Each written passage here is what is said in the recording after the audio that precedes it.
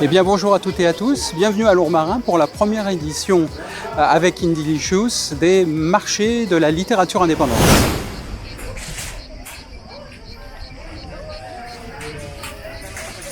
Je suis Alfred Boudry, déjà publié depuis 2008 et j'ai décidé de devenir auteur indépendant, donc de me lancer dans cette histoire.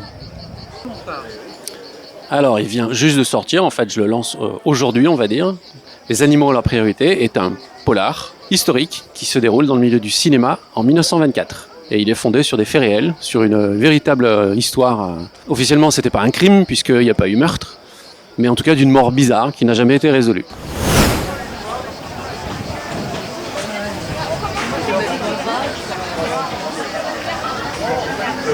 Bonjour, je suis Harmonia Zira, auteure indépendante. Je suis née en région parisienne et récemment installée à Sète, dans l'Hérault. Je suis l'auteur d'un roman autobiographique. Je suis une poupée gigogne qui bientôt aura une suite. Je suis en train d'y travailler. Cette suite devrait sortir en mai 2020. J'ai également édité 2 recueils de poésie, Un papillon dans la tête et Les prémices du papillon. Alors, mon roman phare, tu ne le diras à personne. C'est l'histoire d'un petit garçon qui, au début du XXe siècle, se fait abuser par un prêtre. Dans ce roman, j'ai mis en évidence la transmission de ce secret de famille, parce que c'est devenu un secret de famille, au travers de 3 générations d'une même lignée familiale. Pour écrire ce roman, je me suis beaucoup inspiré d'un livre scientifique d'une grande clinicienne française, Anne Ancelin. Ce livre s'appelle Aïe mes aïeux et dans ce livre, elle a justement détaillé au travers d'historiogrammes la transmission des traumatismes, des non-dits familiaux, des secrets de famille, de génération en génération. Donc, je m'appelle Clarisse. Je suis née au Havre en Normandie. J'ai ensuite pas mal voyagé en Guyane, en Corse et différents endroits de la France. J'écris depuis de nombreuses années sans avoir jamais terminé un roman, jusqu'au jour où j'ai réussi à terminer le tome 1 du Souffle du Diable. Et à partir de ce jour, je passe mon temps à écrire. Le Souffle du Diable. Donc ça raconte l'histoire d'une jeune fille, Vanina, qui vit en Corse, qui aime quelqu'un depuis son plus jeune âge, mais malheureusement cet amour est faux et il s'avère que cette personne est une personne malveillante et plutôt perverse. Autour d'elle, il y aura beaucoup de morts, de haine, mais aussi d'amour. Et à la suite de ça, mon imagination a été telle que je l'ai continué avec le tome 2 et éventuellement un tome 3. Je m'appelle Denis Dole, je viens de Vienne, à côté de Lyon. Je suis poète, c'est comme ça qu'on me dit. Moi je dis écrivaillon, comme Brassens le faisait, parce que je suis un peu disciple de Brassens. Et voilà, je suis à mon 3e recueil aujourd'hui et je suis très heureux d'être à Lourmarin avec Elijah, bien sûr, et avec tous les autres auteurs ici présents. Alors mon livre phare, ça va être le dernier, mon dernier recueil qui s'appelle Entendre les cris. Alors c'est un petit jeu de mots effectivement sur entendre les cris de la nature, les cris du monde, mais c'est surtout pour essayer d'entendre tout ce que je dis derrière les mots écrits et pensés sur ce recueil. Et il est sorti au mois d'avril. Et j'en suis très très fier. Bonjour, je suis Frédéric de Guisan, je suis l'auteur de 3 livres, dont 2 romans et un essai. Je travaille sur tout ce qui est réchauffement climatique et l'impact de la dégradation de l'environnement sur les civilisations du monde et qui souvent entraîne des révolutions, donc comme Omnis ou la Révolution. Donc là, Omnis ou la Révolution est un roman d'aventure où Omnis, le héros, tente de conquérir le pouvoir dans un contexte de révolution. Révolution liée principalement au réchauffement climatique qui déstabilise l'Europe et l'ensemble des pays du monde. Un roman d'anticipation de quelques années seulement. Voilà. Bonjour, qui êtes-vous ?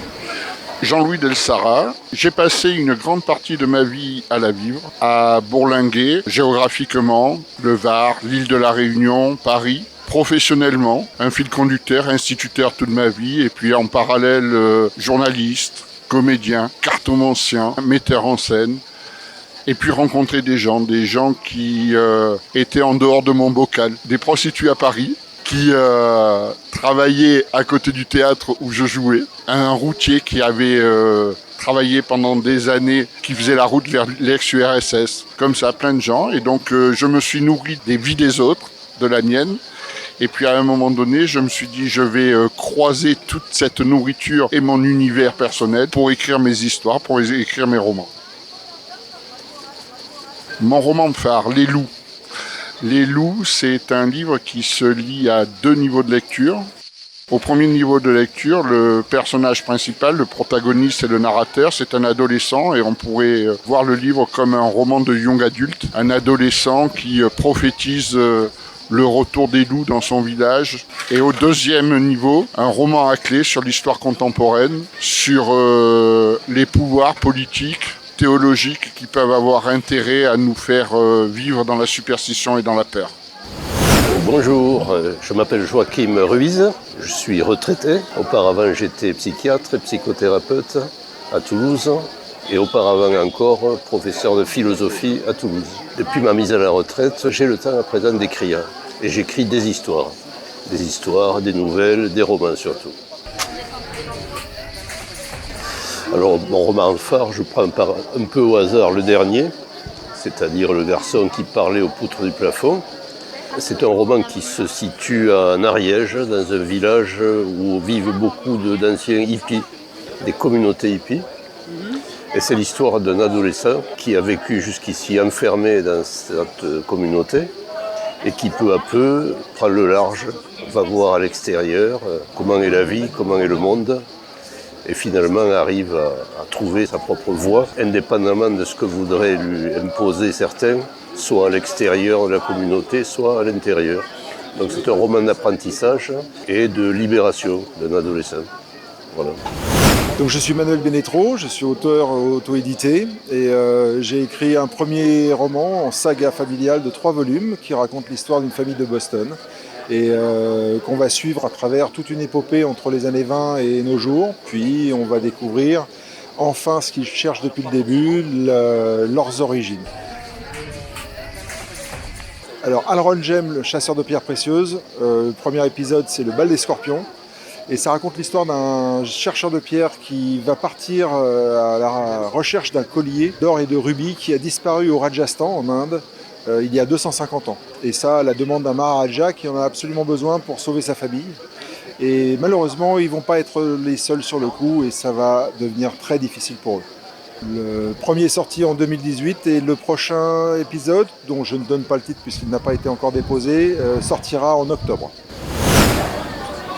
Bonjour Mireille, qui es-tu ? Bonjour, Mireille HDB. Donc succinctement, je suis née en Suisse. Après, je suis partie à Paris faire des études de théâtre. Un petit peu plus tard au Canada, faire de la scénarisation. Et maintenant, je suis à Nîmes et j'écris, dont mon dernier roman que j'aime beaucoup, qui s'appelle « Prends soin des étoiles ».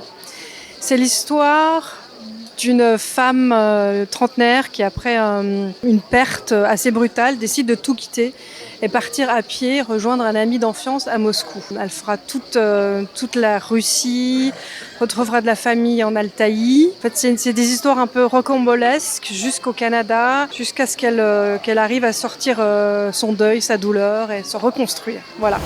Bonjour Muriel, qui es-tu ? Muriel Martinella. Alors, Denis a parlé de Brassens, je crois, tout à l'heure. Moi, je vais parler de Barbara. Je suis une femme qui écrit. Parce que je me refuse de dire que je suis écrivain ou auteur. Enfin, je suis auteur de mes livres, ça c'est sûr.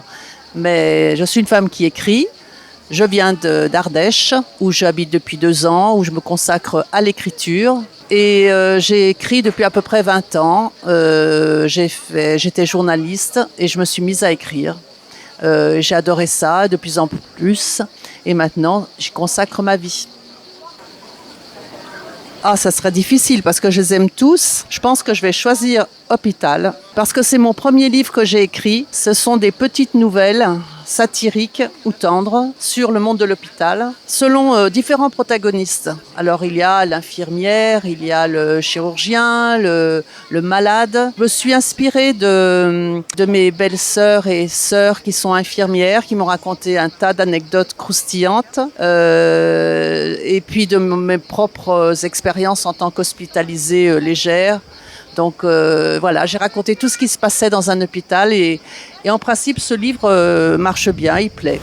Alors je suis Sandrine Le Banner, je suis sophrologue, praticienne et formatrice en massage métamorphique. Donc c'est une technique qui existe depuis les années 60, issue de la réflexologie plantaire. C'est pour une harmonisation énergétique et une libération des mémoires cellulaires.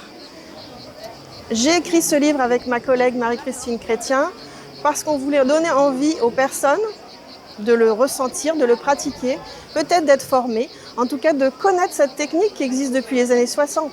Donc c'est le moment de s'y mettre, c'est quelque chose de magnifique. Le livre là, c'est aussi un témoignage, des témoignages de personnes qui l'ont reçu, de personnes qui ont été formées. Et je suis aussi représentante de l'association Massage Métamorphique France, avec le même objectif de faire connaître autour de nous pour qu'il y ait de plus en plus de personnes qui viennent à cette magnifique technique. Merci. Merci.